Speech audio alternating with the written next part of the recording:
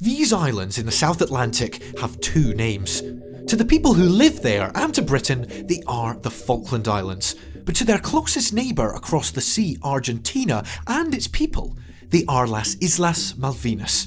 The debate over what to call these islands is a symbol of a much larger dispute, one that has raged for hundreds of years and continues to this day.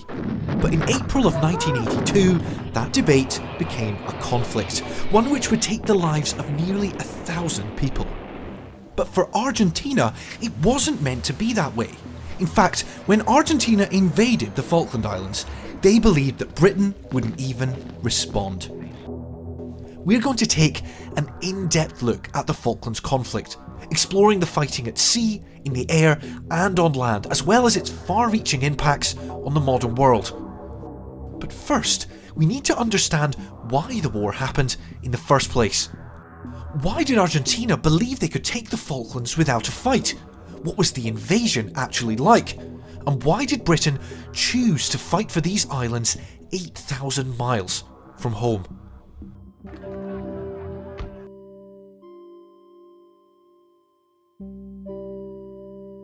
Situated in the inhospitable South Atlantic Ocean, the Falklands provide a valuable strategic location to rest and refit. The British first arrived in 1690, but left the islands uninhabited until the late 1700s, when they were occupied at different times by France, Britain and Spain. Britain erected a plaque claiming ownership of the islands, but left a few years later, leaving the Spanish in control, as they were in much of South America.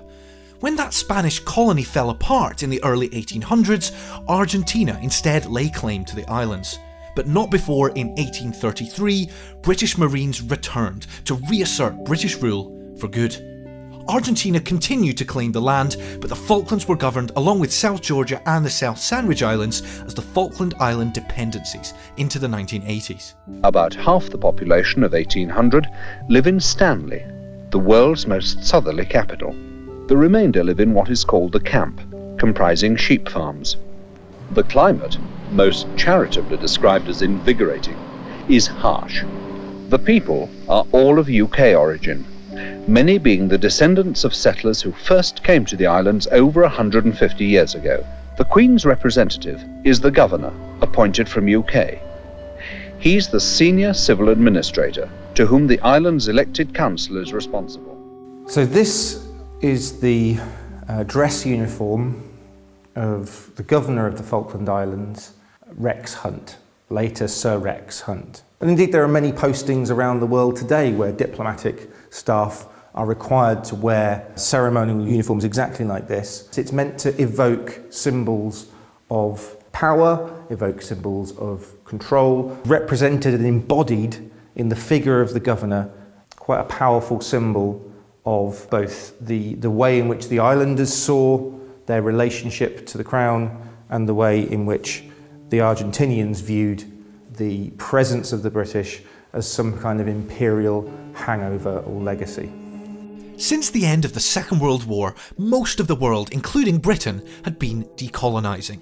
The Argentinian government expected the Falklands to pass to their control, as so many other territories had around the world, from former coloniser to former colony. In 1965, the UN issued Resolution 2065, recognising the sovereignty dispute and asking the UK and Argentina to find a peaceful solution. It was a problem that the British government would rather not have had.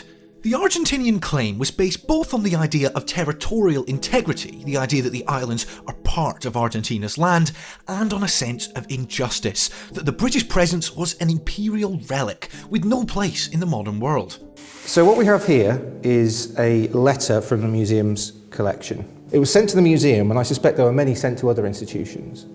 It lays out the reasons why Argentina have staked their claim.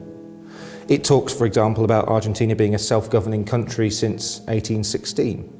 It talks about a constitution, it talks about being a friendly society. And it kind of crystallises that argument with this line. All those countries have asked themselves, how can Great Britain pretend that those islands, 7,000 miles away from Great Britain and so near Argentina, are British?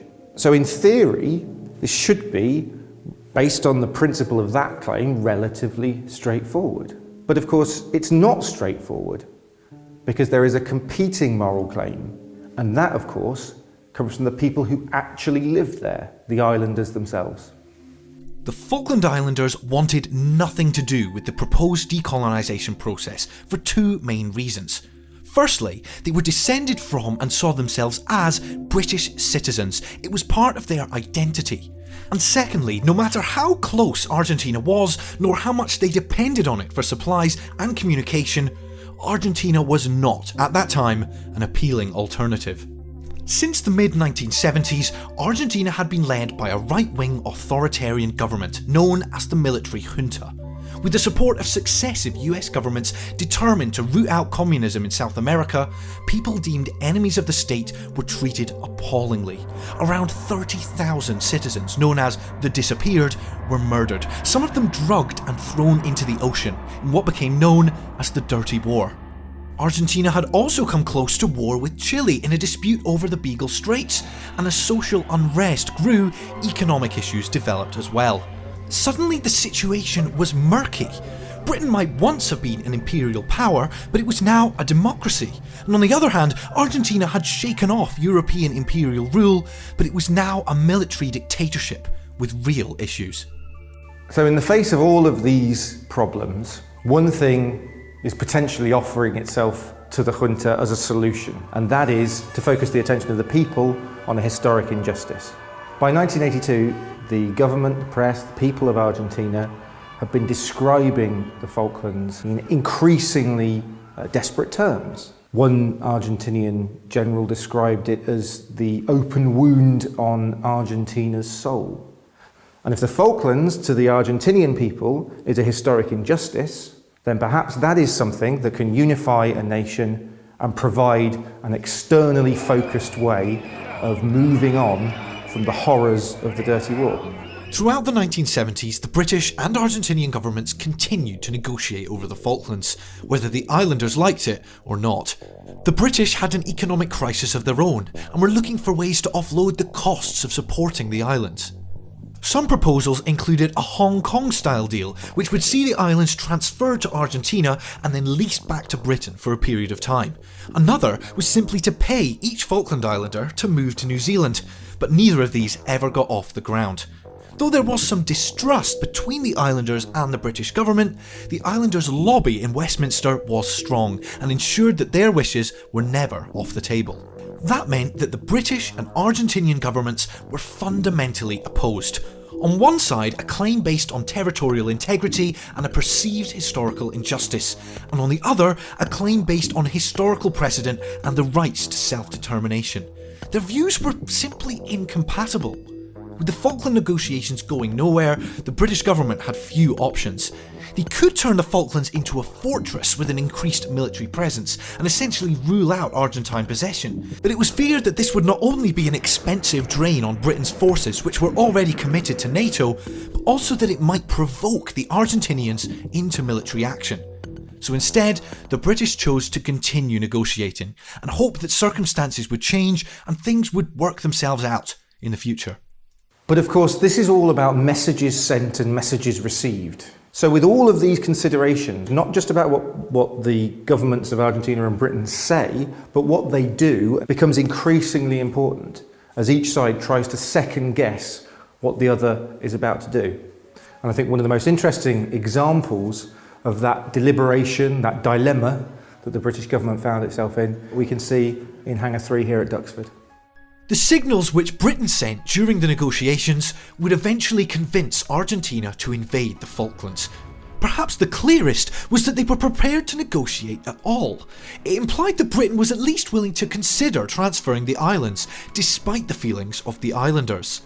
The British government position did harden with the election of Margaret Thatcher in 1979, but with the Foreign and Commonwealth Office handling negotiations, those changes took time to filter through. The issues remained as polarising as before. Another clear symbol came from the defences on the Falklands themselves, or the lack thereof.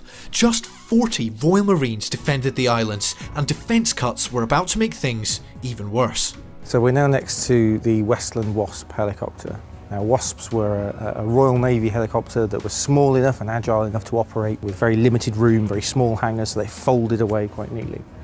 If you look at this one, there's the name of its ship on the front, HMS Endurance. So the Royal Navy maintains HMS Endurance for several months a year in the South Atlantic. It's an ice patrol ship. It's like a classic warship, nicknamed the Red Plum because of course it has a bright red hull. And this aircraft in its later career actually served on that in the South Atlantic. You'll be able to see a penguin on the side that references that South Atlantic and Antarctic connection. But that's just one Royal Navy vessel. One Royal Navy vessel that's there for part of the year, not all of the year. When it's decided that it will not survive the next round of defence cuts, that sends a very powerful message that the only ship designed to operate in the South Atlantic for extended periods of time will soon not be there. For Argentina, it seemed that Britain's commitment to the Falklands was weakening. In 1976, the Argentinians had established a military base on southern Thule in the Sandwich Islands, which Britain owned. But the response had been minimal, as the British were worried about provoking the Argentinians. Then, in March of 1982, things went a step further. When Argentinian scrap metal workers landed on South Georgia to dismantle the old whaling station, they were accompanied by Argentinian Marines who erected an Argentine flag. In response to this direct threat to British sovereignty, HMS Endurance was dispatched with 22 Royal Marines. The flag was taken down, but HMS Endurance was then ordered to hold off. For Britain, the response to all these crises had been proportionate, but to the Argentinians they appeared token at best. All this pointed to one glaring conclusion, that an invasion of the Falklands would meet no British counter.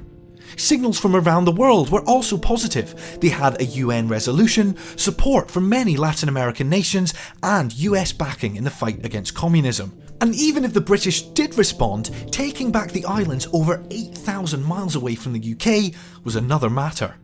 Everything that we've talked about was leading the Argentinian government to assess that the risk of a British retaliation was low. That if they were going to solve the issue of sovereignty, if they were going to come back and attempt to right that wrong of 1833, then this was an ideal time to do it. And to explain what that invasion was like for the people who experienced it, we're going to go back and have a look at a couple of objects. On the 1st of April 1982, Governor Rex Hunt was informed that an Argentinian invasion was imminent. He had little time to organise a defence. The Royal Marine garrison was actually in the process of changing over, and so was double the usual strength it would normally have been. This was augmented by some naval hydrographers from HMS Endurance and members of the local Falkland Islands Defence Force, bringing the total to around 85 men. Needless to say, this was not enough to repel a full-scale invasion, so the Royal Marines concentrated their defence on Government House. With limited weapons and supplies, they knew they could not hold out for long. Instead, they planned to give the Argentinians a bloody nose and show the world that the Falklands would not give in without a fight. At 11 PM that night, the 1st Argentine Special Forces troops landed at Lake Point and advanced inland. Most of the troops moved to Moody Brook Barracks, which they attacked but found empty, while the rest moved on to Government House, where the main fight would take place. These are placemats to put under your plates on a table. But these placemats are from Government House in the Falkland Islands. The extraordinary thing about them is that they've been damaged by shrapnel or an Argentinian round. Because when Government House came under attack, there's a crucial thing to remember in that it was made largely out of wood. One of the things that happened was that bullets passed through not just the walls, but the cabinet holding these and actually damaged them there.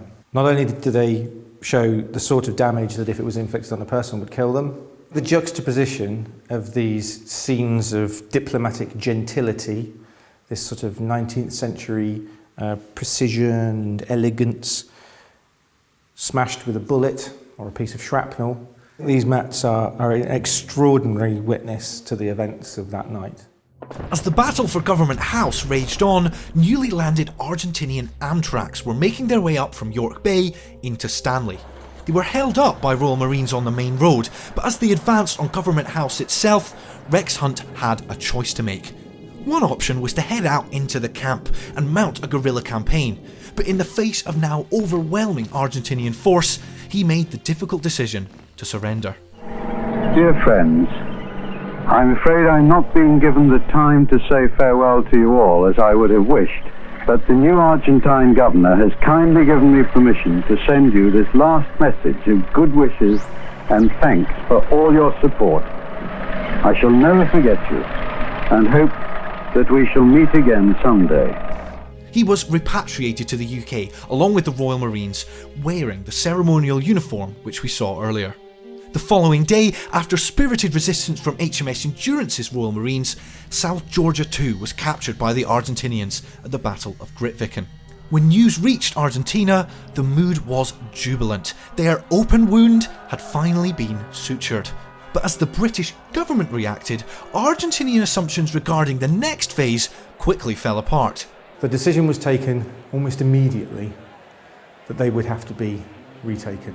A combined land, sea and air campaign that would have to leave as soon as possible. But it still remains the case that to the vast majority of the people in the United Kingdom, the Falklands are not something that is immediately knowable to them. The joke is that many people thought they were off the coast of Scotland.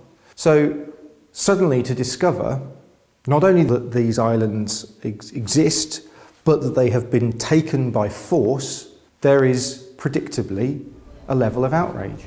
As Britain readied its task force, the rest of the world reacted to the invasion with shock. The UN issued Resolution 502, calling for an immediate withdrawal of Argentine forces. The US, after attempts to broker a peace, also came down on the side of the UK. They offered arms such as Sidewinder air-to-air missiles and the continued use of Wide Awake Airfield on Ascension Island, both of which would prove crucial in the battle to come. And although several Latin American nations voiced approval for Argentina's claim to the islands, Chile did not. The threat of war between the two would keep Argentinian assets tied down on the mainland, while Chilean intelligence would provide early warnings of Argentine air movements and become crucial to the survival of British air crews. So it's fair to conclude that the response is neither what the Argentinians hoped for, nor in many respects predicted. They wanted Britain not to attempt to retake the islands. They wanted the United States to, if not back them, then at least to remain neutral. And they wanted this to be seen by the wider international community as righting a historical injustice. It's a slightly different prospect, and once again, that spectre of using military force against a people who do not wish to have their government changed begins to enter the calculus of a lot of places around the world.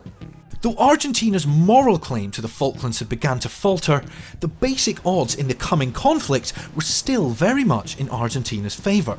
They were fighting in their own backyard, close to their lines of supply, while British forces would have to sail over 8,000 miles from home and reliant on just 2 aircraft carriers for air cover. The Falklands has often been called a small war. And that's a bit of a misnomer really, because the Falklands has enormous significance. You don't have to look very far around the world at the moment to see these same issues of historical perceived injustices butting up against the rights of self-determination of people living there now. And of course this is still a live issue because although the conflict ended, that didn't end Argentina's desire to see the Falkland Islands part of their country, and it did not end Britain's commitment to the islanders. The distance between those 2 points is just as vast. The only difference is Argentina tested the limits of that proposition using military force. And for many people, that crossed a line that can never be uncrossed. In June 1981, Sir John Knott presented a defence review to Parliament. He was proposing significant cuts to the Royal Navy, including scrapping the Antarctic patrol ship HMS Endurance and the withdrawal of major vessels, including 2 aircraft carriers. The risk of an out-of-area amphibious operation was considered extremely unlikely. Just 9 months later, Argentinian scrap merchants landed on South Georgia. The invasion of the Falklands followed on the 2nd of April. This action had taken the British almost entirely by surprise, and yet within a matter of days, a task force had been assembled. The UK had entered a conflict they never thought they would be fighting, 8,000 miles away in the South Atlantic. The Knott Review had been turned on its head, and the Navy's priorities by the end of 1982 were completely transformed. British sovereign territory has been invaded by a foreign power. The large task force will sail as soon as all preparations are complete. On the 2nd of April 1982, when Argentine Marines occupied Port Stanley, in Argentina, news of the invasion was met with celebrations. A 250,000-strong crowd appeared in the heart of the capital, chanting their approval. To General Leopoldo Galtieri, all information seemed to indicate that London would not put up a fight for these islands, and his gamble initially appeared to have paid off. But by the 5th of April, the British task force was already on its way. It had taken just days to fully load and equip both aircraft carriers, HMS Invincible and HMS Hermes, and their escorts.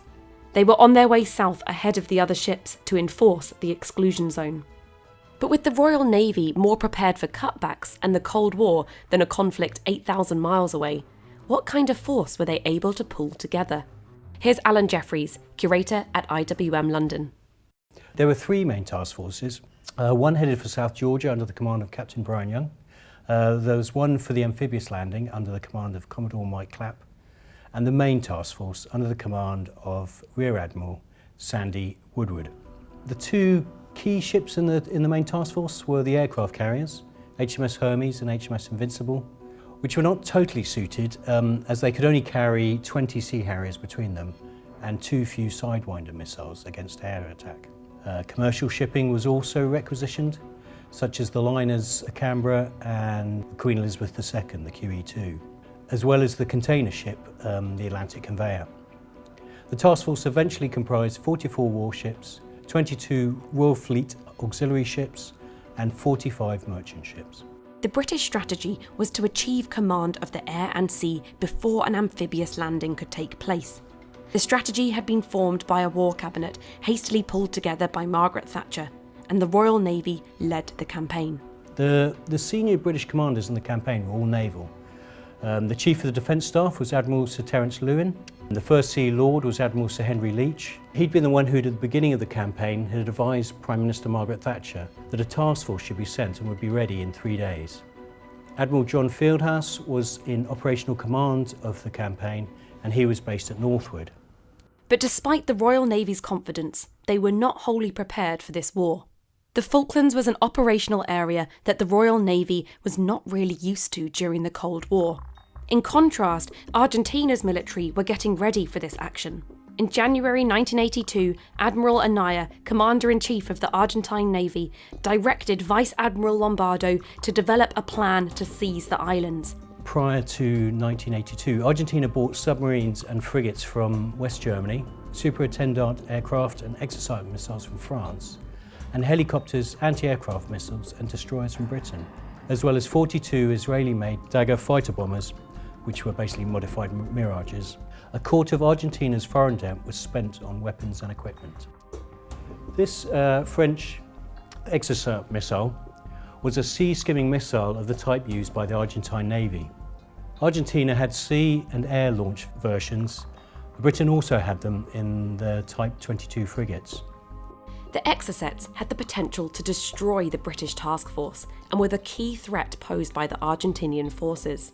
Because of this threat that they posed, the British Secret Intelligence Service made sure it was extremely difficult for the Argentines to buy any more Exocet weapons.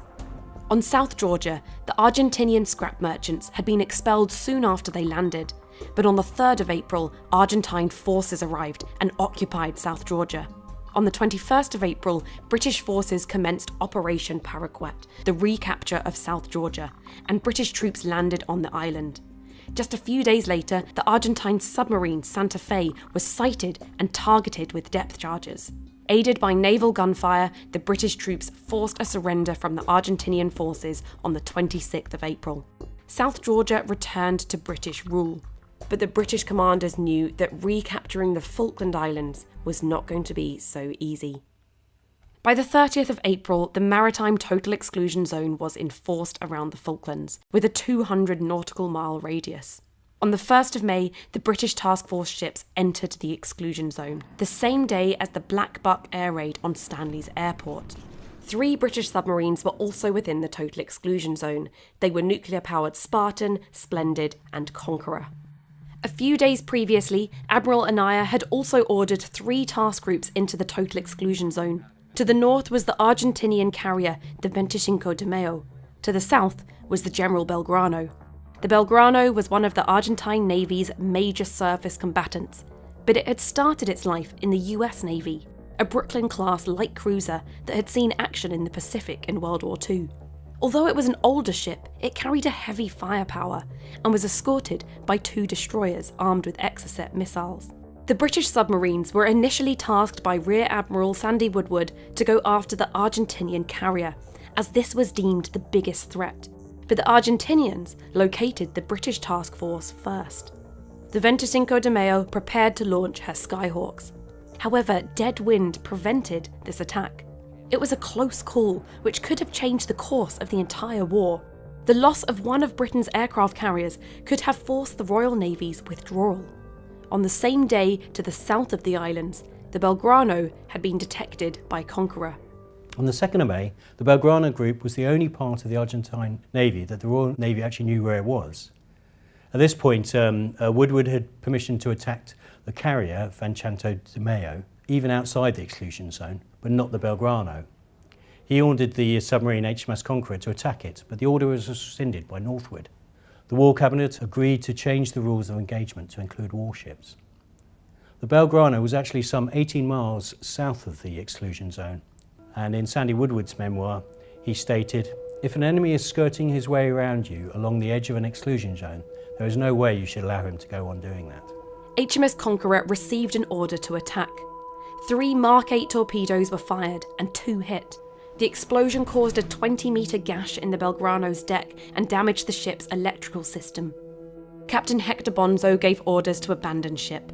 Bad weather scattered the lifeboats, but over the next 2 days, 770 men were rescued from the sea. However, in total, 321 crew and 2 civilians died. It would be the largest number killed in any single event during the conflict. In the UK, there were triumphalist headlines, such as "Gotcha" in the Sun newspaper. But there were also questions around the legitimacy of the attack. Whether the Belgrano had been heading back to port or simply turning around remained questionable until many years later. After the sinking of the Belgrano, the Argentine Navy withdrew all units for the duration of the war. The Argentine offensive switched focus to their air force. By the 4th of May, the weather had improved and the sea was unusually calm. The task force was approaching the islands from the southeast. 3 Type 42 destroyers were occupying air defence stations in front of the main task force, providing protection for the larger ships, such as Hermes and Invincible, which the Navy could not afford to lose. HMS Glasgow, commanded by Captain Paul Hoddinott, was in the middle, with HMS Sheffield under Captain Sam Salt on its left, and HMS Coventry under Captain David Hartdyke on the right. They were approached by 2 superintendants who were in search of HMS Hermes. The planes released 2 Exocets. Now, the Sheffield had no warning of the attack because it was transmitting from a satellite equipment at the time, which actually masked the missile signals. It was first seen on the ship's bridge when officers saw the smoke of the missile before hitting the starboard side. Fire and smoke broke out. After an hour, they were unable to stop the spread of the fire, and Captain Salt ordered that the ship be abandoned before the fire reached the Sea Dart magazine. And so really my first thought on seeing something black and smoking as a small dot was essentially that this may well have been a helicopter in difficulty. And again, I looked at it through my binoculars and was having great difficulty trying to sort out what it was, because it appeared to be stationary or suspended in air. And I think really simultaneously we realised that this actually did have a bit of movement on it, it was coming towards us, and that it was a missile. But that realisation really came very late. The Sunday Times, I think, quoted me as saying, "My God, it's a missile," but I think I probably said, "What the fuck is that?" Not really knowing at all. There was then a matter of seconds before impact. Out of the 281 crew, 20 died and 26 were injured. The ship sank 4 days later. Admiral Fieldhouse later wrote that some key officers were inexperienced and did not take the threat seriously due to previous ineffective air attacks, writing that it was, and I quote, "an expensive warning and a foretaste of real Argentine capability." Just as the sinking of the Belgrano kept the Argentine Navy in port, the sinking of the Sheffield kept the task force to the east of the Falklands. The British task force started to land its troops at San Carlos Bay on the 21st of May. The main priorities were to secure the beachhead from attack and land as many men and supplies as was possible. The landing force comprised 3 Royal Marine Commando, 2 battalions of the parachute regiment supporting artillery, engineers, logistical support, and 1 rapier battery. Although the location of San Carlos reduced the threat from Argentine submarines and Exocet missiles, it was in range of land-based aircraft. The Argentine Air Force launched repeated full-scale air attacks on the British ships. The pilots had been ordered to attack the warships as opposed to the amphibious landing craft. This meant that while the landings went to plan, the warships and logistics ships sustained heavy damage. The area around San Carlos Bay became known as Bomb Alley. HMS Ardent, HMS Antelope and HMS Coventry were all sunk, and HMS Argonaut was badly damaged. Another 33 planes hit 4 warships, but not a single bomb detonated. The bombs were fused to ensure that the aircraft had time to get out of the blast area. The skillful low flying of the Argentine pilots had inadvertently saved a number of ships. The Atlantic conveyor at this time was with the carrier group approaching from the northeast and heading towards San Carlos water. 2 Super Etendards approached the group and launched 2 Exocets. The Atlantic conveyor was hit. It broke in half and sank the next day with the loss of 12 men. The loss of helicopters from the Atlantic conveyor was almost critical. In consequence, the troops would have to travel by foot to Stanley. Yet despite these losses at sea, the amphibious landings were considered an overwhelming success. But the British forces' luck was about to turn. La voluntad de vencer, fundamental y común a todos. Esa misma voluntad de vencer que ha demostrado que la República Argentina está enfrentada con un gobierno, mientras que la Gran Bretaña está enfrentada contra un pueblo, contra una nación toda. So we're here in IWM London, in the old historic reading room, to look at some of the objects donated by Lieutenant Commander Bernie Bruin when he was working in mine clearance during the Falklands campaign. Lieutenant Commander Nigel Bernie Bruin was the commander of a naval bomb disposal team, number 3, and they were responsible for defusing and removing bombs on several ships, as well as dealing with sea mines. A job that's perhaps not that well known during the Falklands campaign, but required great courage and bravery. And the first objects I'm going to look at are a bayonet and scabbard that are used in demining, and also his own personal demining kit. And if we look on the knife here, we can actually see that it says Bernie's inscribed upon it. And finally, this is the alarm bell from RAF Sir Tristram. And you can see the scorching bears witness to the heat on board the ship after the Argentinian air attack on the 8th of June 1982 at the action at Fitzroy. By the 1st of June, there were sufficient British troops to plan the offensive against Port Stanley. The plan was for the 5th Infantry Brigade to be landed to the south of Stanley at Fitzroy and cross overland. The challenge was how to transport the brigade from San Carlos to Fitzroy. As there weren't enough helicopters to transport them by air, it was decided they would go by sea. But the operation was badly coordinated, with poor communication. After the movement of troops over 3 successive nights, half of the 1st Battalion of Welsh Guards, a field ambulance unit and other support units arrived at Fitzroy early on the 8th of June to find that no one was expecting them and minimal resources were there to unload them. The remaining troops were on board 2 anchored RFA ships, Sir Galahad and Sir Tristram, waiting to offload. The Welsh Guards had been told that they were going to Bluff Cove, several miles away, and had been ordered not to split the unit or be separated from their equipment. They declined to get off the ships until their orders had been clarified. Finally, the order came through and a landing craft was available. But before they could start to disembark, the attacks began. Argentine observers had seen the ships, and 2 flights of daggers and skyhawks were dispatched from the Argentine mainland and attacked the ships. 3 bombs hit the Galahad and 2 hit the Tristram. In total, 50 men died, including 32 Welsh Guards, and 150 were injured. The disaster was a failure of staff work and leadership. So objects like this speak to the disaster on that day, and you can see how scorched this bell is from the extreme heat on board ship. And this was rescued by Bernie Bruin and his mine clearance team. and they later used it as a drinking vessel for drinking rum. News reports of Navy helicopters winching survivors from the burning wreckage of Sir Galahad were broadcast on the BBC. The vulnerability of surface ships had been exposed by the conflict, and hard lessons had been learnt for the British Navy. General Mario Menendez, commander of the Argentine forces in the Falklands, was incorrectly told that 900 British soldiers had died at Fitzroy. He expected that the losses would cause enemy morale to drop and the British assault to stall. In fact, the airstrike only delayed the British ground attack on Stanley by 2 days.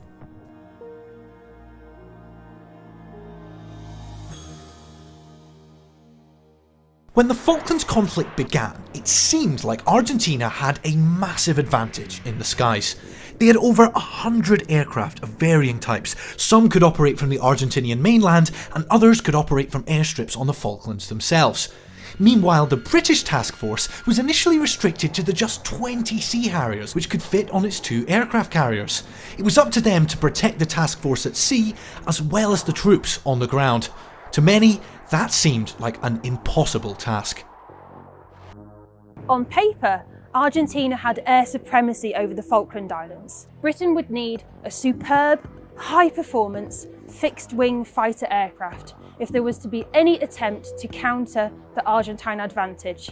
It was the aircraft behind me, the Harrier, and its naval cousin, the Sea Harrier, upon which British hopes were placed, but we'll take a closer look at that later on. As the British task force made its way down to the South Atlantic, the Argentinians began setting up defences on the islands, with men and supplies constantly flown in. The main airport was at Stanley, the Falklands capital, with other smaller airfields at Goose Green and Pebble Island. Stanley was the only hard, all-weather runway on the Falklands, but it was still not long enough for Argentina's fast jets, which remained on the mainland. The Argentinian Air Force had Dassault Mirage 3s, IAI Daggers, Douglas A4 Skyhawks, and even English electric Canberras purchased from Britain in the 1970s. The supersonic Mirages and Daggers were a serious threat, but flying from the Argentinian mainland put them at the limits of their fuel range. The Argentinian Navy had an aircraft carrier, the Vincenzo de Mayo, which was also equipped with Skyhawks, while from the mainland they flew the Dassault Breguet Super Étendard, which could be equipped with the feared Exocet anti-ship missile, 5 of which were known to be in Argentina's armoury. The Argentinians also had a number of smaller light attack aircraft based on airfields on the Falklands, as well as IA-58 Picaras, like the one behind me. It was a 2-seat, low-wing, twin turboprop, ground attack and counter-insurgency aircraft. It had 2 cannons, 4 machine guns, and bombs and rockets could be attached to the 3 external hardpoints. It was low performance in comparison to the Mirage especially, but it was manoeuvrable and could take off from short, rough airfields, perfect for the Falklands. This aircraft joined Grupo Area 3 de Ataque, or Attack Group 3, at Port Stanley on the 29th of May 1982, piloted by First Lieutenant Ayerdi. It carried out various armed escort missions for Chinook helicopters, and on the 10th of June was involved in an attack on Mount Kent on East Falkland. In the face of all of these Argentinian aircraft, it was crucial that Britain established air superiority before attempting to land troops on the Falklands. The first step was eliminating the island's most important airfield at Stanley. Denying its use would not only demonstrate Britain's will to fight for the Falklands, but also force a change of strategy for the Argentinians. But pulling off that raid would be a very difficult job. A bomber would have to fly over 3,800 miles from Ascension Island to Stanley, with multiple air-to-air refuelling manoeuvres on the way, damage the runway enough to deny its use, and then fly all the way back to Ascension. This was the aircraft they chose for the job, the Avro Vulcan B-2, a jet-powered, high-altitude strategic bomber designed to carry Britain's nuclear weapons during the Cold War. The Vulcan had 2 defining characteristics which were suddenly in demand: its long-range capability, which could be extended through refuelling, and its ability to carry 21,000-pound bombs. This particular Vulcan was delivered to IWM Duxford just 1 month before the Falklands conflict began by a pilot called Martin Withers. The Ministry of Defence actually asked if they could have the Vulcan back, but the museum managed to persuade them otherwise. One thing they probably did take was the fuel probe, and for very good reason. At the time, the Vulcan raid on Port Stanley would become the longest range bombing mission in the history of aerial warfare, codenamed the Black Buck Raid. Just before midnight on the 30th of April 1982, 2 Vulcan bombers and 11 Victor tankers took off from Wide Awake Airfield on Ascension Island. Almost immediately, the lead Vulcan suffered a technical difficulty, which meant the reserve Vulcan, XM607, flown by Martin Withers, had to take over instead. Over the next 8 hours, the Victor tankers completed a complex sequence of fuel transfers to the Vulcan and to each other. This process was not without its issues, but on the morning of May 1st, they reached the target. Withers and his crew dropped the payload of 21,000-pound bombs from 10,000 feet. One bomb cratered the runway and the others caused further damage to the airfield. A few hours later, Sea Harriers from HMS Hermes followed up with more attacks on the airstrips at Stanley and Goose Green. Later still, XM607 arrived back at Ascension Island after 16 hours in the air. The Black Buck Raid on the 1st of May would be the first of 7 Black Buck raids over the course of May and June 1982. The short-term and long-term success of these raids is still debated. There's contention as to whether the cost of resources, in terms of the number of aircraft and the amount of fuel used, for instance, alongside the risk involved for people, whether that could ever be justified with assessing the arguably limited impact of the missions. But while its physical impact is debated, its tactical impact is clear. The raid on the 1st of May demonstrated that the Royal Air Force had the range to bomb airfields in the Falklands, and therefore had the potential to reach mainland Argentina.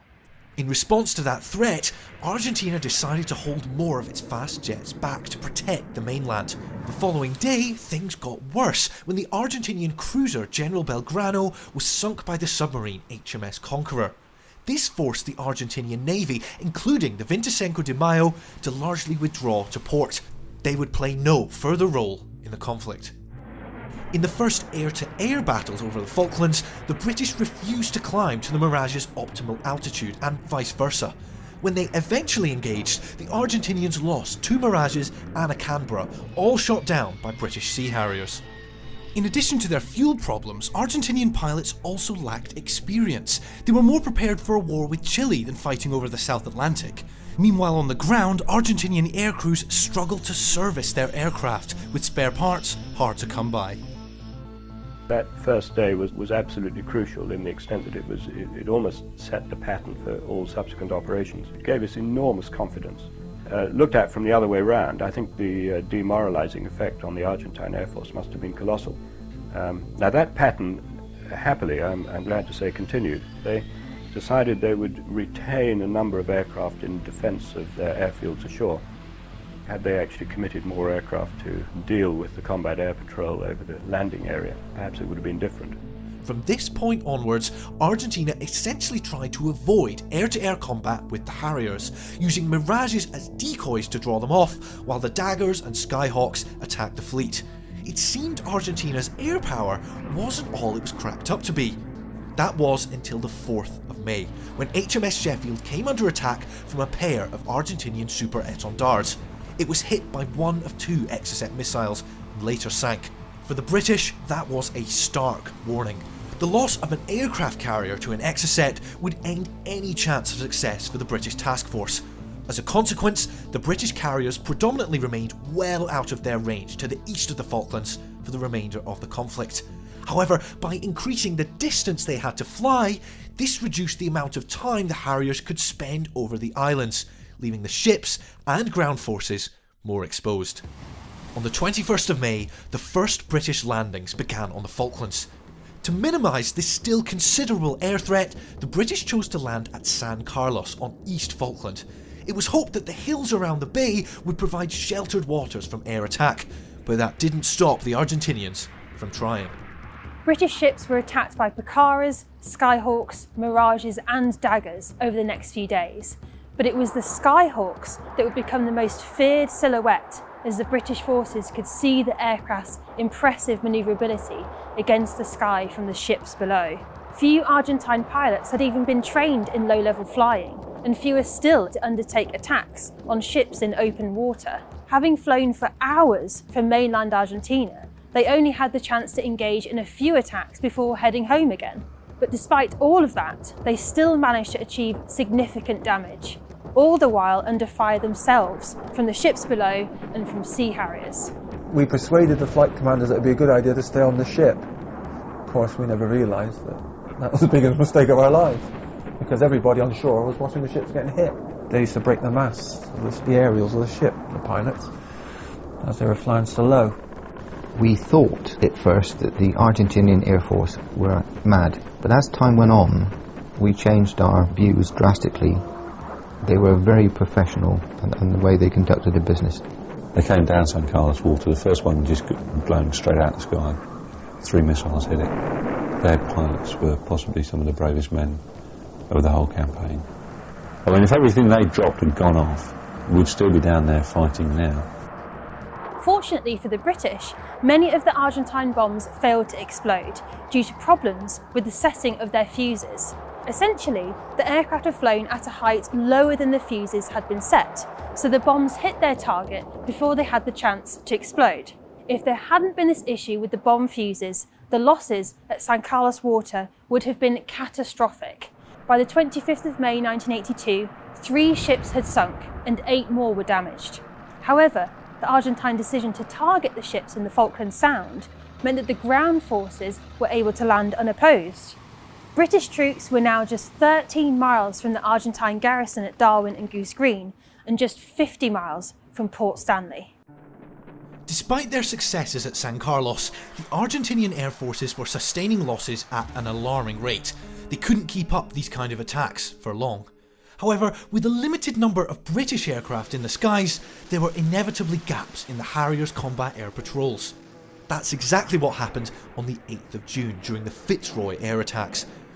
As British troops were moved forward for attacks on the mountains around Port Stanley, Royal Fleet auxiliary ships Sir Galahad and Sir Tristram were attacked. Both ships were badly damaged by Argentinian Skyhawks, killing 50 men and wounding a further 150. The Argentinian air attacks on the same day sank a British landing craft, killing 6, and severely damaged HMS Plymouth. It was in moments like this that British helicopters became crucial, ferrying casualties to field hospitals or aboard ships. Since the sinking of the SS Atlantic Conveyor and the heavy lifting helicopters it was carrying, the remaining helicopters and their crews were operating at the limit of their capacity. British forces were supported by a range of helicopters, including the single surviving Boeing Chinook and the Westland Gazelle, Sea King, Lynx, Wasp, Scout and Wessex.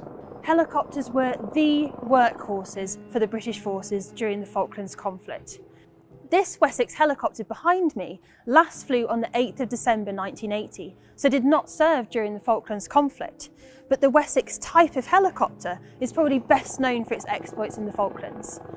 At the beginning of the conflict, they helped sink the Argentine submarine Santa Fe and recapture South Georgia from Argentine forces in April 1982.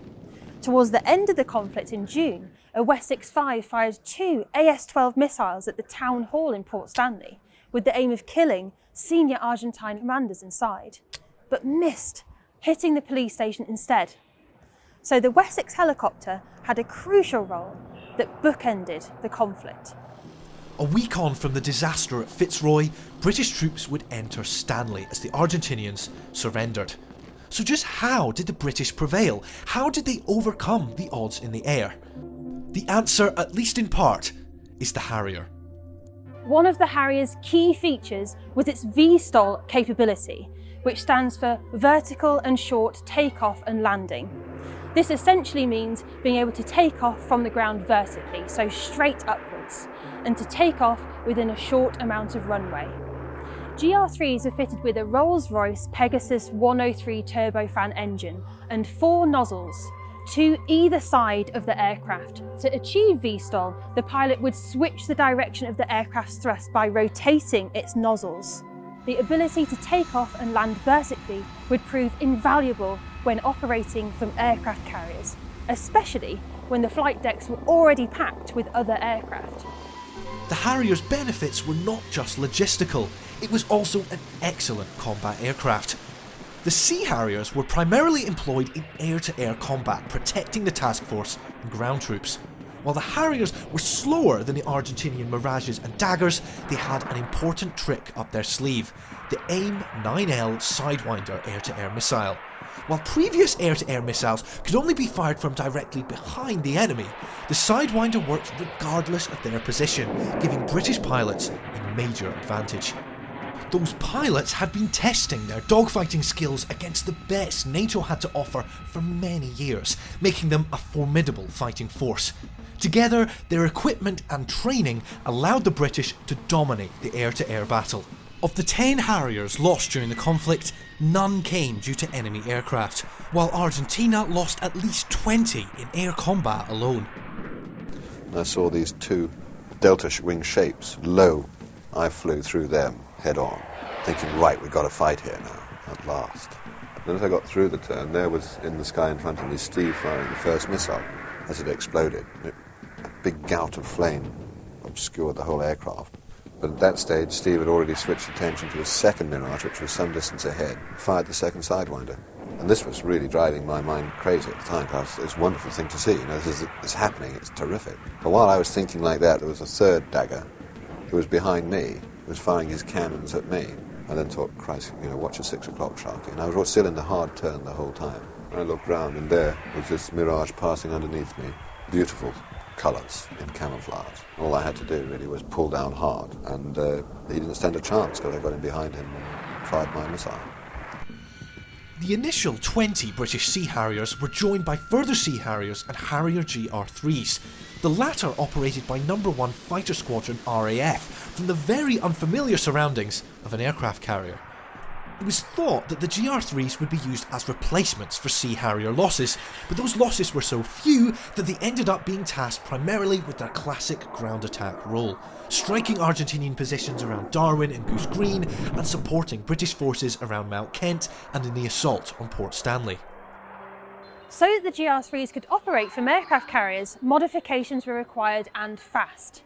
Alterations were made to the GR3 airframe and systems, including radar and navigation. It was even reported that holes were drilled in the airframe to allow seawater to run out. This particular Harrier GR3 operated from a temporary landing strip established at San Carlos. This allowed it to respond more rapidly to attack missions if required, and also freed up space on the aircraft carriers. This Harrier carried out attacks around Port Stanley and undertook a reconnaissance mission looking for ground-launched Exocet missiles.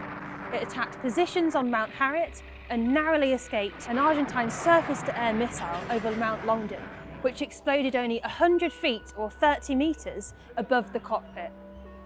After the conflict, it was transferred back to the UK and it has been at IWM Duxford since 1992. Wars aren't fought on paper. Argentina appeared to have an advantage in the skies over the Falklands, with superior numbers and closer supply lines. But in reality, the British advantage in training and technology made the fight far more even. Things could have gone much worse for the British had a carrier been lost or if landing forces had been hit at San Carlos. But instead, by the final weeks of the conflict, British Harriers and helicopters dominated the skies over the Falklands. Of course, the final battle for control would have to be waged on land. On the 2nd of April 1982, Argentina occupied the Falkland Islands. Within 3 days, a British task force was en route to take them back. Both sides faced formidable difficulties. The British had to transport sufficient men and material to the South Atlantic, put them ashore, and then defeat a numerically superior, well-entrenched enemy. But the British were experienced professional soldiers, highly trained and equipped with modern weapons. The Argentinian forces were mostly conscripts and the local population was not on their side. Both sides would have to operate in freezing conditions, in terrain which forced them into a type of combat which had not been seen since the Second World War. Nighttime frontal assaults on entrenched positions, at times fighting hand to hand. What was each side's strategy? What mistakes did they make? And why, despite fierce Argentinian resistance, did the British eventually come out on top? To find out, we need to go right back to the Argentinian invasion. See, Argentina did not expect Britain to fight for the Falklands. It used some of its best troops to take control of the islands, but this elite force was needed elsewhere to defend Argentina's border with Chile, where war also threatened to break out at any moment. Only when the British task force began to make its way down south did Argentina prepare to defend the islands. The troops which were deployed were actually trained for tropical conditions. They knew more about snakes and hot temperatures than they did with the boggy, difficult conditions of the Falklands in winter. They were a mixture of regular soldiers, reservists who'd been called up, but the majority of them were what we in Britain used to call national servicemen, conscripts doing a short period of compulsory military duty. The reinforced Argentinian garrison consisted of more than 10,000 troops, commanded by the new governor of the Falklands, General Mario Menendez. Most were deployed to defensive positions in and around Port Stanley, the Falklands capital. However, there were also garrisons defending the settlements of Darwin and Goose Green, Fox Bay and Port Howard. The large swathes of open countryside and coastline were defended by a vast series of minefields. To overcome those defences, the British decided to deploy their land forces in 3 stages. On the 1st of May, the Special Air Service and Special Boat Service were clandestinely inserted into East and West Falkland. In the days that followed, they carried out reconnaissance, gathered intelligence and mounted raids to disrupt the Argentinian defences. They then prepared to guide in the next wave of troops, who were tasked with securing a beachhead ashore. That contingent was 3 Commando Brigade, Britain's premier rapid reaction force, commanded by Brigadier Julian Thompson. The brigade included 40, 4-2 and 4-5 Commando, as well as 2 and 3 Para. These were elite troops, chosen for their experience with amphibious operations. They were trained to operate for extended periods in the harshest of conditions. But despite being a formidable fighting force, the brigade was outnumbered at least 2-1 by the Argentinians. Parity in the ground war would only come with the arrival of the final contingent of men, 5th Infantry Brigade, led by Brigadier Tony Wilson. Only then would the British have the manpower to mount an assault on Port Stanley. Both sides were fighting the elements and the terrain as much as each other, because neither side really had the best personal kit to cope with the elements. Their feet were soaking wet all the way through, and trench foot, which nobody had seen since the First World War, was a real factor in this fighting. On the 21st of May, 3 Commando landed at the remote settlement of San Carlos on East Falkland. San Carlos had many advantages for an amphibious landing. It was accessible to troop ships like Norland and Canberra, it had a jetty for quick disembarkation, and the nearest Argentinian troops were 13 miles away at Goose Green. The disadvantage was that once ashore, British troops would have to fight their way across 56 miles of difficult terrain to liberate Port Stanley. The landings took Argentina completely by surprise, and the British troops landed unopposed. Their primary aim was to defend the bridgehead against any attack by Argentinian forces until 5th Infantry Brigade arrived on June 2nd. But Argentina did not attack the bridgehead. Instead, it used its air forces to target the supporting British ships in San Carlos water, which quickly became known as Bomb Alley. Over the next 5 days, Argentinian aircraft sank or damaged 11 British ships. The ships of the task force in San Carlos water were under constant attack, but the land forces were relatively unmolested. For the Argentinians, this was a strategic error. An amphibious landing, bringing troops ashore, is one of the most difficult military operations to accomplish successfully. So choosing to focus on the ships rather than the men enabled the British to get a foothold ashore before setting off for the next phase of the land campaign. The Argentinian air attacks did have one major consequence for the land campaign. 3 Commando badly needed heavy lift helicopters to move its troops, munitions and supplies forward across East Falkland. But most of them were destroyed when the SS Atlantic Conveyor was hit by 2 Exocet missiles on the 25th of May. With only 1 Chinook surviving, many British troops now had to undertake gruelling marches to their objectives. They had to carry full kit weighing 80 pounds in freezing conditions across open terrain and minefields. The Marines called this yomping. On my left here we have personal equipment of Brigadier Tony Wilson, who was the commanding officer of 5th Infantry Brigade. His clothing was really no different to that which was worn by the majority of the parachute regiment soldiers. Here, his parachutist smock.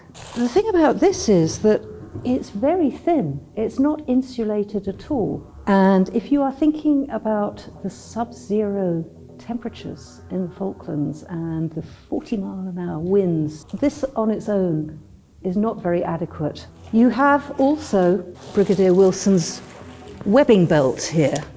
The soldiers, they had to carry their entire life around their waists and on their backs, and the weight would drive them down. Finally, we have Brigadier Wilson's red beret, something of which every para was inordinately proud. 2 para and 3 para each excelled themselves in different areas, and the veterans that are still with us today carry those memories with them. 40 Commando was left to defend San Carlos, while 3 Para and 4-5 Commando would march to Mount Estancia and Mount Kent respectively, ready for the assault on Stanley. Meanwhile, 4-2 Commando were to be helicoptered to Mount Kent, which the SAS had already secured in a series of fierce patrol battles with Argentinian Special Forces. But while most of 3 Commando Brigade moved on towards Stanley, 2 Para set off in a completely different direction, towards the settlements of Darwin and Goose Green. They seemed to be of little immediate strategic value, guarded by what was believed to be a small Argentinian garrison. So why did the British select this target? When the British landed at St Carlos, the ships of the task force were getting pummeled. Downing Street were getting very worried about how this was being perceived by the public at home. Pressure began to be exerted on Brigadier Julian Thompson for some decisive action and victory. And so, although Julian Thompson initially had no intention of attacking Goose Green, he was ordered to do so. British intelligence had suggested that Darwin and Goose Green were lightly defended, but in fact they were garrisoned by Task Force Mercedes, a group of more than 1,000 Argentinian troops. Because of the airstrip at Goose Green, known to the Argentinians as Military Airbase Condor, they were well armed as well, with anti-aircraft guns and howitzers. Finally, the isthmus itself had very little cover, all of which led 2 Para Commander Lieutenant Colonel Herbert H. Jones to plan a surprise night attack. Supported by covering fire from HMS Arrow, he aimed to liberate the settlements by sunrise, but unfortunately things went wrong from the start. News of the impending assault was announced by the BBC shortly before the attack, and the element of surprise was lost. Nevertheless, in the early hours of the 28th of May, the attack began. Things started well, but as day broke, the Paras were still heavily engaged with the Argentinian defences, which stretched across the whole isthmus from Darwin Hill to Boca House. A and B companies came under heavy machine gun fire and were pinned down amongst the gorse in the gully in front of the hill. With HMS Arrow's gun malfunctioning and bad weather grounding their air support, the Paras were on their own. In all areas, the attack got bogged down. Colonel H. Jones decided to lead from the front. This was a very controversial decision, and it's still much debated today. Did he do the right thing as the commander of the unit? Whatever you think about it, he showed immense courage in leading a charge uphill. He continued alone and unfortunately was shot twice and fatally wounded. Major Chris Keeble now took command of 2 Para, but based with the main HQ in the rear, it took him 2 hours to reorganise and resume the attack. As A Company slowly cleared the Argentinian positions on Darwin Hill, he moved his attention to the right flank. He instructed B Company to engage Boca House with Milan rockets and GPMG fire, while D Company slipped down onto the beach unnoticed and flanked the defenders. This caused the Argentinians to finally collapse. Having regained the initiative, C Company joined from reserve and pushed the attack through the airfield. By now, the weather had cleared and for the first time, British Harriers were able to play a part in the battle. They attacked the anti-aircraft guns at the end of Goose Green settlement with cluster bombs and rockets. After 14 hours of continuous fighting, the Argentinian forces at Goose Green settlement were now surrounded, but both sides were thoroughly exhausted and low on ammunition. That night, Major Keeble called on the Argentinians to surrender, letting them know that they were surrounded. If they refused, he was prepared to flatten the settlement. The next morning, the Argentinian soldiers laid down their arms. Overall, more than 1,000 Argentinians became prisoners of war in what is now regarded as one of the most decisive battles of the land campaign. The end of the Battle of Goose Green meant that over 100 Falkland Islanders from Darwin settlement and from Goose Green settlement were liberated. Here we have a sample of drawings and letters by children who lived in the Falklands during the occupation, and one in particular caught my eye. It's written by 12-year-old Amara Watts. When the British were nearly in Stanley, the RGs began to shoot at anything, even shadows. When the police station got hit, there were loads of people outside it. Kelpers and RGs were everywhere. Most chillingly, she writes, lots of booby traps were left in people's houses. This is what I thought was worst when the RGs were here. Though Goose Green had been liberated, the ultimate objective of Port Stanley still lay in Argentinian hands. Luckily for the British, 5th Infantry Brigade, which included the Scots and Welsh Guards, as well as the 1st Battalion of the 7th Gurkha Rifles, were now arriving at San Carlos, along with Major General Sir Jeremy Moore, who now assumed overall command of British land forces in the Falklands. The question was, how to get these vital reinforcements to the front line. Winter was approaching and time was of the essence. Without the necessary helicopters, it was decided to move the Guards battalions over successive nights from San Carlos to Bluff Cove by ship via Fitzroy. But on the 8th of June, things went horribly wrong. This operation was confused and orders were misunderstood or not communicated or countermanded. The result of this was that 2 RFA ships, Sir Tristram and Sir Galahad, were caught in open water in daylight by the Argentinian Air Force, and that caused massive casualties, particularly to the Welsh Guards. 56 men lost their lives and around 180 were wounded. It was the worst loss of life to British forces in a single incident since the Second World War. Nevertheless, the British carried on with their plans for the final assault on Stanley, with 2 companies of 40 Commando replacing the losses in the Welsh Guards. The battle was set to take place in 2 phases. On the night of the 11th of June, 3 Commando Brigade would take the outer ring of hills around Stanley, 3 Para taking Mount Longdon, 4-5 Commando taking Two Sisters, and 4-2 Commando taking Mount Harriet. On the following night, 2 Para would take Wireless Ridge before 5th Infantry joined the fight. The Scots Guards would take Mount Tumbledown and the 7th Gurkha Rifles would take Mount William.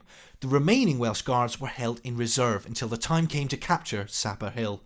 Major General Moore believed that once these hills had been taken, his force would be right on top of Stanley and the Argentinians would have no choice but surrender. But although the British forces were now more equal to that of the Argentinians, they would have to fight hard to achieve their objectives. These hills were a really difficult fighting challenge.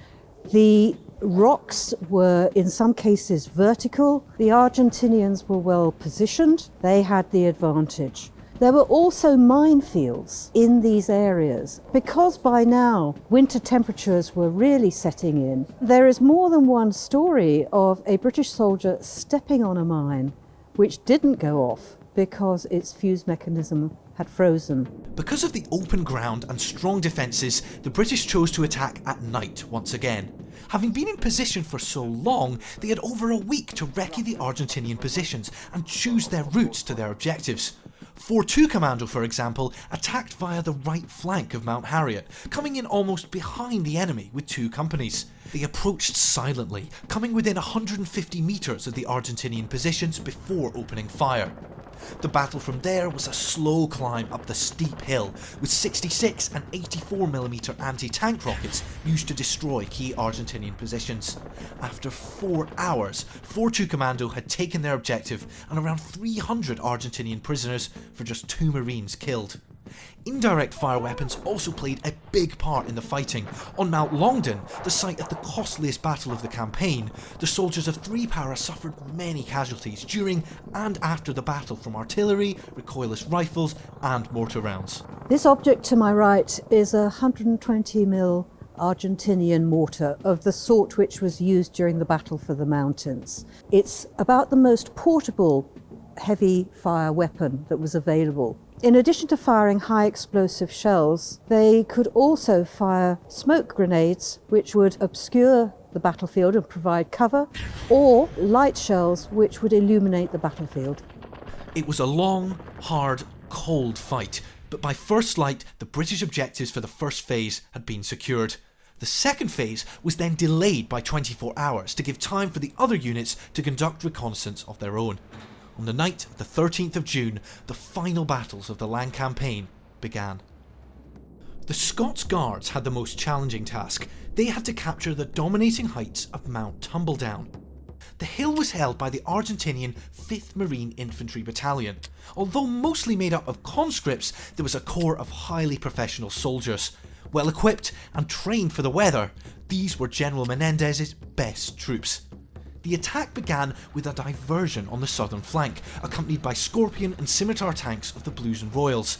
They came under heavy fire and had to withdraw, but their efforts allowed the main attack coming in from the west to capture the first ridge unopposed.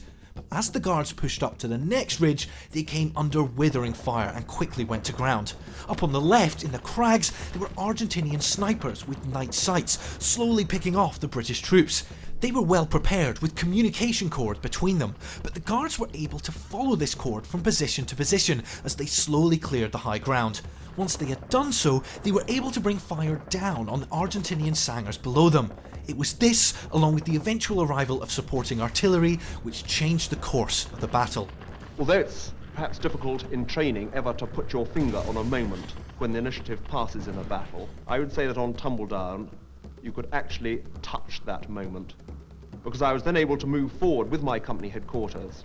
In fact, we managed to clear away the 3 or 4 Argentinian sangers and positions up to that first ridge, and when I got there, again it seemed to me that we still held the initiative, that their heads were still down, and that if we continued doing exactly what we were doing, we'd clear up to the next ridge.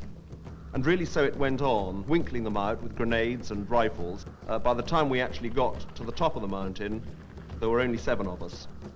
And at that moment, an Argentinian machine gun opened up about 100 meters to our front, and 4 of those 7 men were shot. Major Keasley later won the Military Cross for his charge up the mountain. Though there were still many hours of fighting to be done, as dawn broke, the Scots Guards on Tumbledown could see the Argentinian forces withdrawing into Stanley. The 7th Gurkha Rifles made their attack on Mount William, but found the Argentinian positions mostly deserted. On the Argentinian side, there was a sense of failing morale. They were encouraged in Port Stanley to continue the fight, to fight from house to house, from street to street. But they were tired, they were hungry, they were cold. Many of them were injured. The morale was sagging. It was in this situation that General Menendez was contacted by Michael Rose of the Special Forces with an invitation to discuss surrender terms.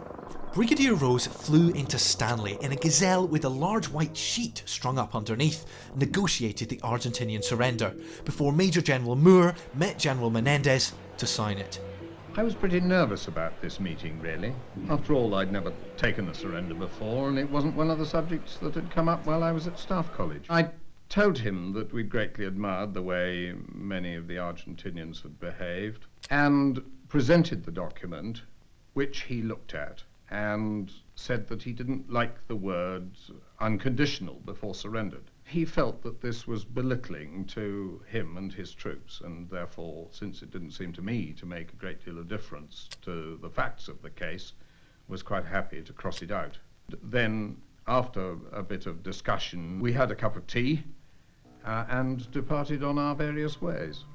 The surrender was finally signed at 9 p.m. on the 14th of June 1982. And with it, the battle for the Falkland Islands was over. For the British, it was the fighting skills of their soldiers which had ultimately made the difference. Unlike the largely conscript army they had faced, the British forces were elite, professional soldiers. Whether outnumbered at Goose Green or fighting uphill in the pitch black on Tumbledown, they maintained the initiative and kept moving forward. The fighting had been hard and at times bloody, but after 74 days, Stanley was back in British hands. Nearly 1,000 people, Argentinian, British and Falkland Islanders, had lost their lives in the fighting.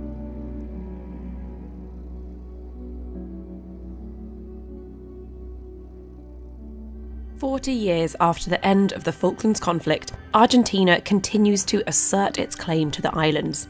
Prior to 1982, the British government was planning major defence cuts, including withdrawing military from the South Atlantic. Instead, they spent nearly £3 billion defending British sovereignty of the Falkland Islands, and to this day maintain a garrison there, devoting approximately $80 million a year to their defence. The Falklands conflict of 1982 only lasted for 74 days, but it had lasting consequences which continue to be felt today. What, if anything, has changed since 1982? On the 14th of June 1982, a ceasefire was declared between the British and Argentinian forces. The Falkland Islands were now at peace, but the consequences of this conflict were far from over. Some 11,300 Argentinian troops were now prisoners of war. Their garrisons had to be assembled, disarmed and processed. Nearly 600 Argentinian officers, including General Menendez, were held back for intelligence gathering, but most prisoners were confined to a temporary holding area. Many feared that they would be tortured or executed by the British, but instead they found themselves sailing home on a luxury cruise liner. There were so many of them that the priority was to process them as quickly as possible and repatriate them to Argentina. A holding camp was set up at the airfield at Port Stanley, and many of the prisoners crowded together in the freezing cold with the basic minimum of food, water and shelter. Within a week, they had embarked on the Canberra and Norland and were on their way back to Argentina. Here, they received a miserable welcome. They were a defeated army. There were no parades. There were certainly very few benefits available to them. And so, for many years, the veterans of the Falklands War in Argentina struggled. The British experience could not have been more different. Those that served with the task force received a hero's welcome when they returned home. Ships were greeted with crowds, flags and celebrations. Britain had endured many years of decline at home and overseas. Victory in the Falklands provided the country with a much-needed boost to its morale. Every civilian and serviceman who participated in the Falklands conflict was awarded a campaign medal, the South Atlantic Medal. And in October 1982, the City of London held a victory parade, the first time that it had done so since the Second World War. Prime Minister Margaret Thatcher's controversial economic policies had made her government very unpopular in Britain before the conflict. It seemed unlikely that Thatcher would remain in power for long. Her decisive response to the Argentinian invasion changed her political fortunes. Her popularity soared with the British public and the press. This, combined with an improving economy, helped Thatcher win a stunning victory in the general election of 1983. She would remain in power for another 8 years. In Argentina, matters took a very different course. The loss of the Malvinas was something which spoke very deeply to the Argentinian sense of national identity. President Galtieri was soon forced to resign, and the military junta also was forced to step down. A democratic government was restored to Argentina. The restoration of a democratic government helped Argentina to improve many of its international relationships, but diplomatic relations with Britain were not restored until 1990. The conflict forced both nations to change their defence policies. Argentina forged new military alliances, but also had to make significant cuts to its armed forces. Thatcher's government had been planning major cuts to Britain's armed forces to help balance the economy. But after the Falklands, many cuts were abandoned, with lost equipment being replaced and upgraded. Since 1982, the Falklands Islands have been defended by a tri-service garrison, comprising more than 1,000 military personnel, warships and aircraft. In 1986, a new airbase, RAF Mount Pleasant, was established 30 miles from Port Stanley. Other military lessons from the conflict, such as strategy, training and equipment, were studied carefully. Changes adopted by Britain's armed forces were emulated around the world. The Royal Navy introduced measures to reduce the vulnerability of its surface ships. A third of British casualties had resulted from Argentinian attacks on British ships. The Royal Navy adopted the phalanx close-in ship's weapon to defend ships against incoming missiles, and it redesigned its ships to make them less flammable. The importance of submarines was also brought home by the Falklands conflict, and there was new investment in the submarine arm of the Royal Navy. The performance of the Sea Harrier was another new lesson. This was the first time that they had shown how useful they were and how manoeuvrable they were. The conflict also reinforced the need for highly trained troops capable of operating effectively in extreme conditions. British Special Forces, the SAS and SBS, also received extra investment. More broadly, the conflict demonstrated that selling high-performance weapons to other countries could have dangerous consequences. Britain had found itself facing the Exocet missile, a missile designed, manufactured and sold by France, a friendly country. It had been able to borrow or get access to military supplies from the United States, which had made a huge difference to its ability to conduct the war. So the whole business of the arms trade, who had access to what technology, came under the microscope as a result of the Falklands conflict. The fighting had caused many horrific injuries. The medical facilities of the British task force were well equipped, treating injured from both sides during the conflict.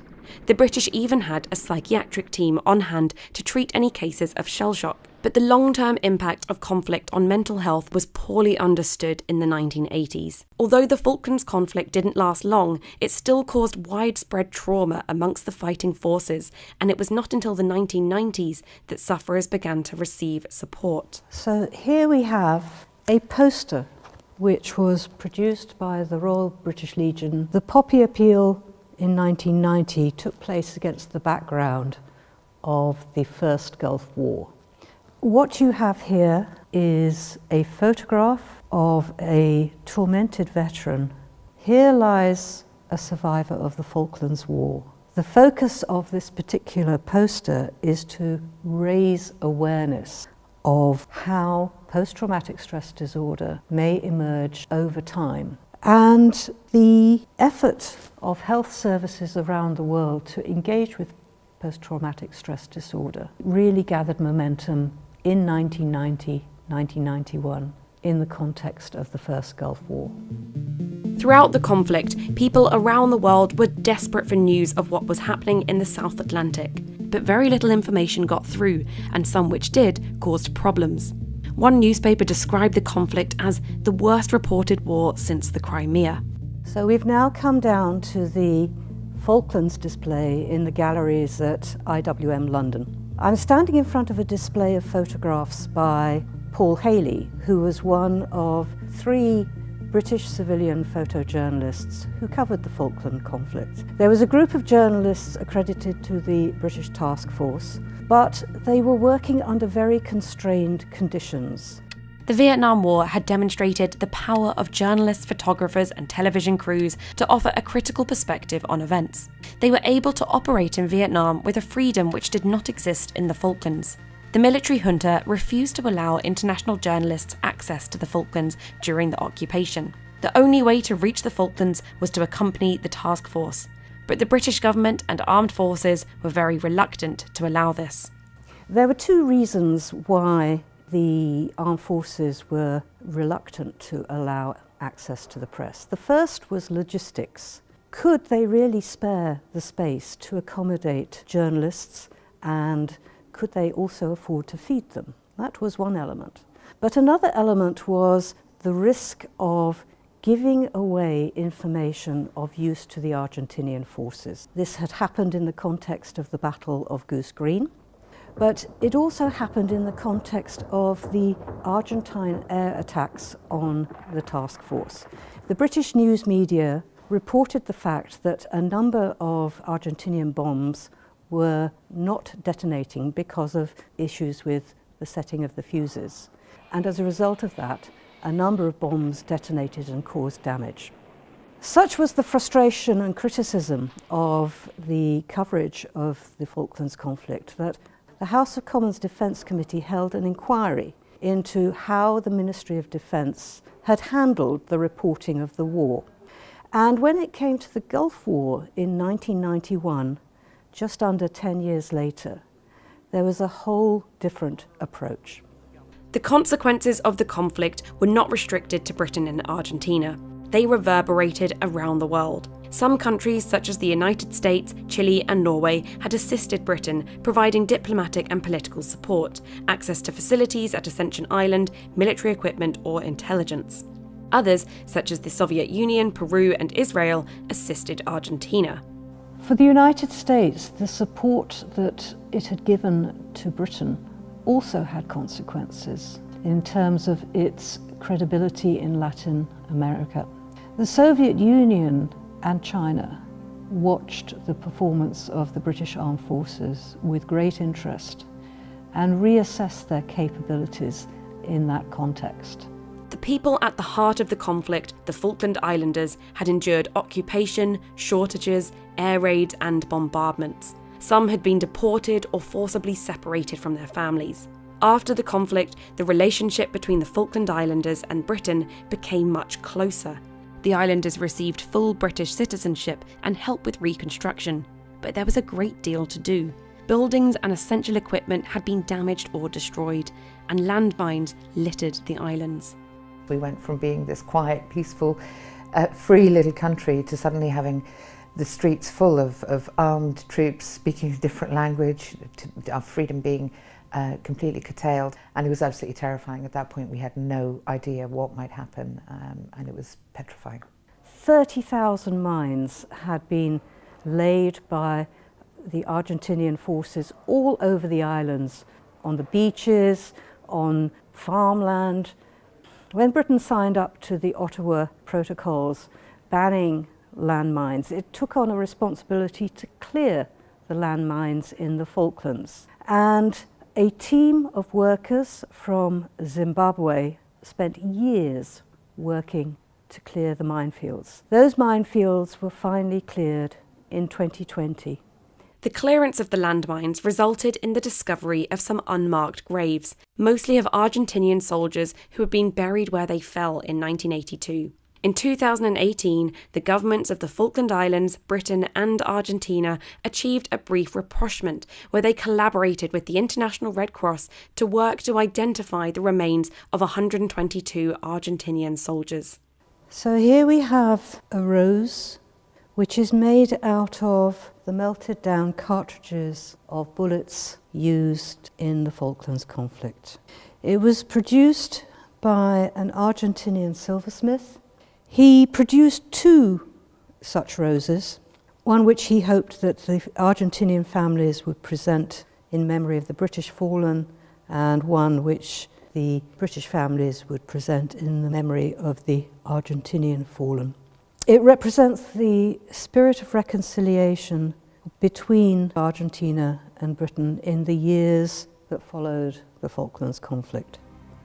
Despite efforts to improve relations, the dispute over the Falkland Islands remains unresolved. In 1994, Argentina's claim was inserted into their constitution.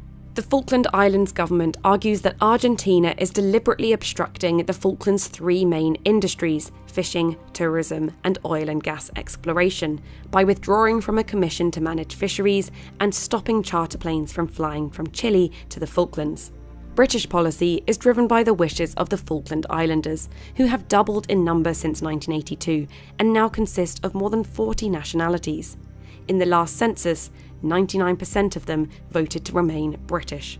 In 2002, as part of the Queen's Platinum Jubilee Civic Honours, Port Stanley was granted city status. The referendum, I think, was so important. It properly gathered the opinion and the voice of Falkland Islanders. It's critical to us that we are able to express our own voice, and we make our own laws, we run our own finances, and so we will always, I think, as Falkland Islanders, fight to be heard and to express our opinion and to make our political choices freely. The future of the Falkland Islands is positive, but there is still the problem of Argentina's claim. And there is no doubt that for Argentina, their claim to Las Malvinas, as the islands are known, is very much part of their national identity.